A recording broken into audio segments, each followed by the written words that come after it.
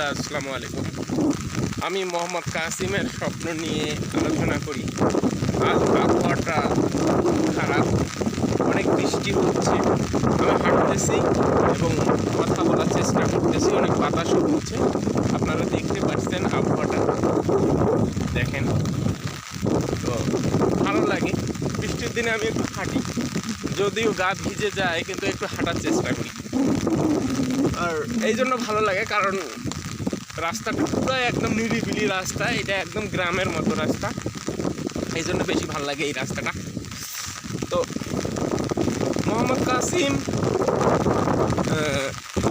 স্বপ্ন আলোচনায় আমরা যেটা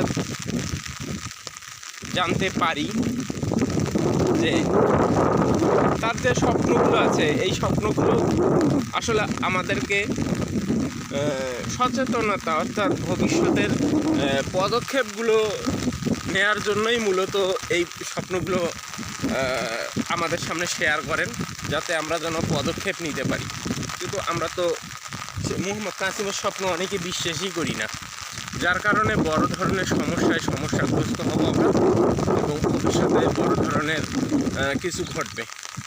তো আপনারা সবাই মোহাম্মদ কাসিমের স্বপ্ন করবেন এবং ভবিষ্যৎগুলো জানার চেষ্টা করবেন বর্তমান প্রেক্ষাপটের সাথে মিলাতে, তাহলে অনেক কিছু বুঝতে পারবেন।